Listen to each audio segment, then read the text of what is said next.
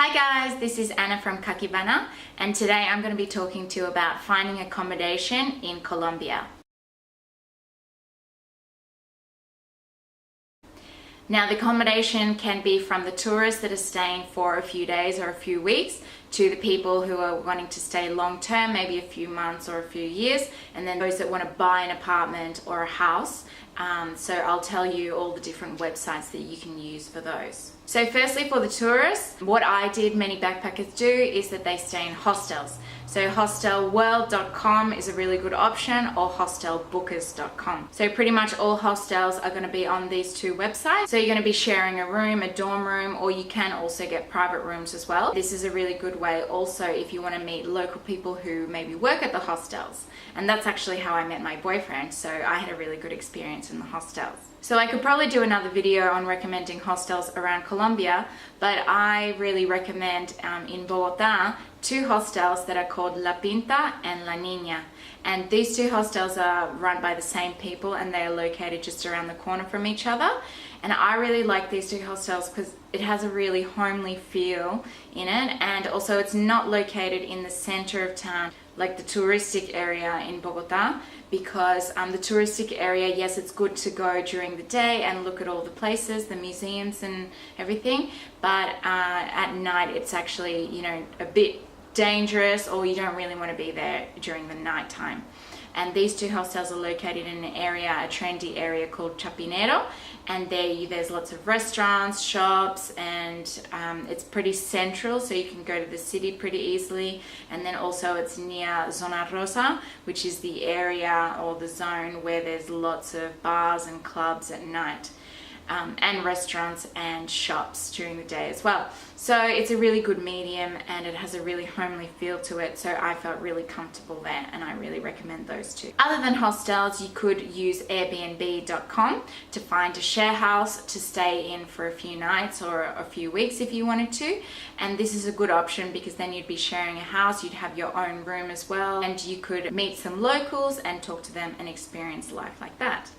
In saying that, for short to long term, so if you want to stay a few months or a few years, then you could also use Airbnb.com. And that's actually how I found my place in Bogota when I stayed there for a year.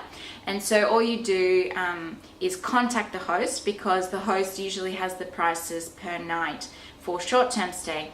But then you could contact them and negotiate a price for if you want to stay long term.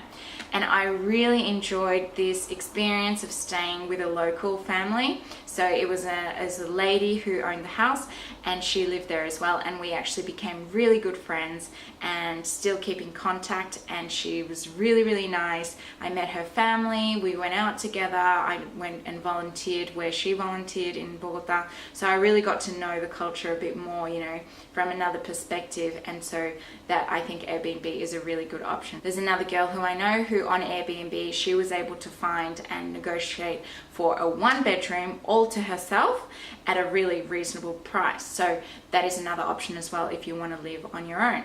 Another option to find a place if you're staying for a few months or a few years is on Facebook. There is a group called Bogota Short-Term Rentals, and sorry, this is only for Bogota, but I'm sure other cities have a similar thing, and on there you can find share houses really easily.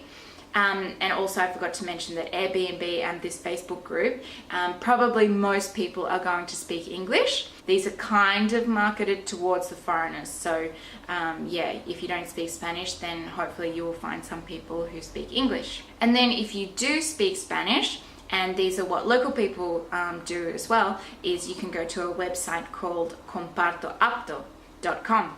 And on there you'll find share houses on there, and you will just contact the people and go and inspect and find a share house. And yeah, so maybe some people speak English, but it's probably a good idea if you speak Spanish. The more serious people who are maybe moving to Bogota is they can go through a real estate agent, and the real estate agents in Colombia are called inmobiliarias, and you can go through them. But in this situation you need papers to show that you have enough money money, show that you're going to have enough income to pay the rent and everything. So it's a little bit harder, and that's why it's really hard to get your own apartment by yourself without going through someone else. So if you want to do that, that is an option, and you can go to a website called metrocuadrado.com, and on there you can find places to rent, all on your own. So they are unfurnished, and you have to sign a contract of 12 months or something with a real estate agent. This website is also good if you want to buy an apartment, and then also buying an apartment, you go through a real estate agent, and yeah, this is going to be, you're going to need a lot of papers. So if you know someone in Colombia that can support you with that, then that would be a good option.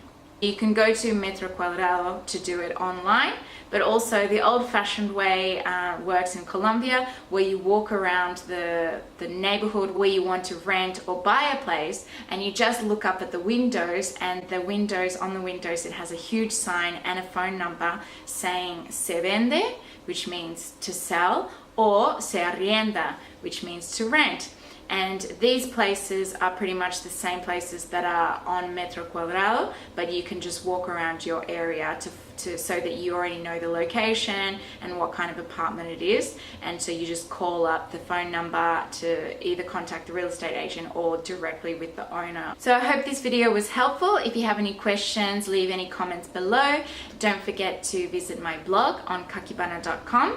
Follow me on Facebook, like this video, and subscribe to my channel. Alright, so see you next time. Bye!